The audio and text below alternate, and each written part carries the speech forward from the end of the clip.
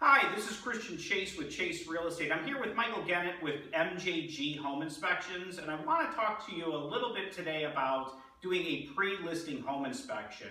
And the purpose of doing these pre-listing home inspections is to reduce what a buyer is going to find when they do their home inspection on your property after it's all fixed up, cleaned up. So what we do is we want to hire our own home inspector to come through the property after the rehab is complete, but prior to getting the home on the market. And so what Michael will do is Michael will essentially come through the property from top to bottom, do a complete home inspector. He's a licensed home inspector, and he's going to look at the property like he was representing a buyer, but he's representing you, and he's telling you exactly what are going to be some of the items that are going to be of concern to a potential buyer that could be scary, and scary items are items that cause deals to fall through. And then there's going to be items that are costly, and that means the buyer's ultimately going to want a credit back from you of a certain dollar amount, which is probably much greater than what it would cost us to make the repair. So if we get all this intel up front, we can make these repairs prior to getting that property listed on the market, prior to the buyer doing their independent home inspection. And so Michael, some of the things that you commonly find in these properties, when you're doing a pre-listing home inspection on our investors' homes, what types of things do you see that potentially would scare a buyer? Well, typically when we start off in the attic space, we come across issues as far as like displaced insulation, possible mold buildups on the sheathing. Typically it's caused by poor ventilation due to ventilation for the bathrooms. Typically it's not exhausted all the way to the exterior, so that could cause the issues. Also, sometimes you get moisture coming in from flashings that weren't properly sealed at the exteriors. But as we move down, bigger key areas are usually in the attic spaces and in the basements and around your mechanicals. A lot of times with mechanicals, as far as the furnaces themselves, even though they might be a little bit older units, it just needs a little bit of maintenance. So sometimes the interior components just need to be properly maintained as far as cleaning them up, changing stuff out with that. Also around foundation areas, we come across potential target areas where it's regarding like maybe a crack or not so much with displacement, but possible moisture and penetration coming in. Also, we found in some finished basement areas signs of moisture, and it's usually something as simple as correcting the downspout at the exterior. So these are things that we come across when we find them.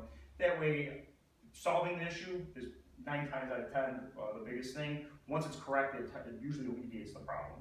Well, I think that's probably the biggest thing, is that the items that he does identify in our eyes is a minor item, and it can be easily corrected. But in a buyer's eyes, who doesn't have a rehab team on staff to get the item fixed, ultimately is terrified by some of the items that come up on a home inspection. And a lot of times there might be, I've seen on some of them, where there's a electrical box on the property in the attic, and it's not properly sealed. So the home inspector for the buyer says potential fire hazard.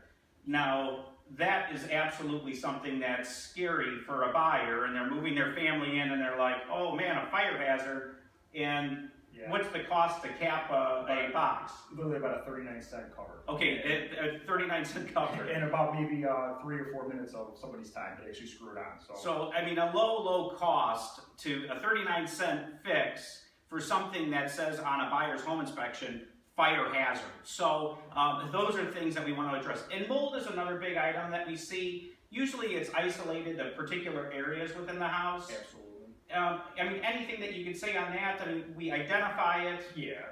The biggest thing with mold is that there's tens of thousands of types of molds out there. A lot of people get scared about it because mold is mold. They see it, they're worried about it. What type of mold it is, that's the bigger issue. Is it one that's naturally in the area and it's just kind of built up on your sheathing or in your basement area, or is it a toxic one?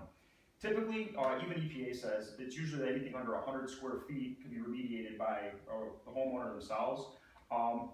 It's typically not a big issue. It's finding what's causing the issue, like we were mentioning before, bathroom venting going into that space, moisture leak coming in from an area. But once that is remediated, that usually cuts off. Once they don't have a food source, it's not going to continue. So I mean, it's something that if we address that mold issue prior to listing the home on the market, we've essentially taken care of the mold issue. We may disclose, hey, we previously had mold inside the property, we had it properly remediated, But there is, when the buyer does their home inspection, there no longer is mold inside the property. So really the process, once you get done with the home inspection, you're going to provide the investor a home inspection that's going to be a detailed home inspection with photographs. Yes.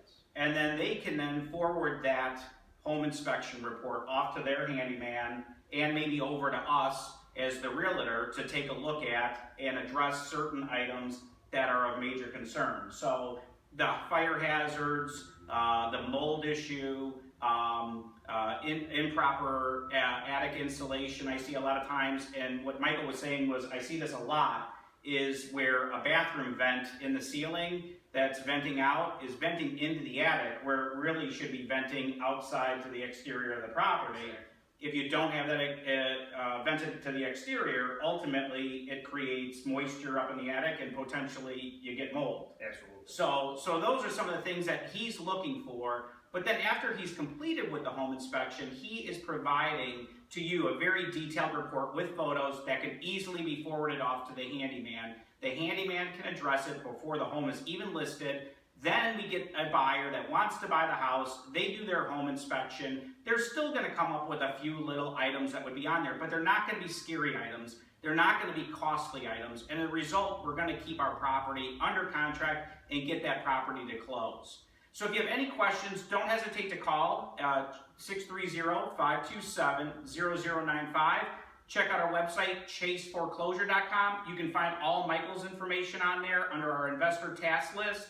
And you can go ahead and just order one of those inspections online. I like your website a lot because you can go right on there, order it all, pay for it, give them the combo code and say, go do the inspection, and I don't have to be there for any of them. I don't think I've ever been to, this is the first property I've been at with him, so I'm able to have him do all the inspections for us. And he also does regular home inspections on properties as well. But for our investor purposes, and the cost for our investors is a little over, it's a couple $100 to do one of these pre-listing home inspections. So the cost is real reasonable, and but you can use them for also for traditional home inspection as well. He's licensed to do home inspections, but it's given our investors a break because we do a volume of business with him. So, hey, Michael, thanks a lot for coming out today. I appreciate it. Thank you for having me. All right, thank you.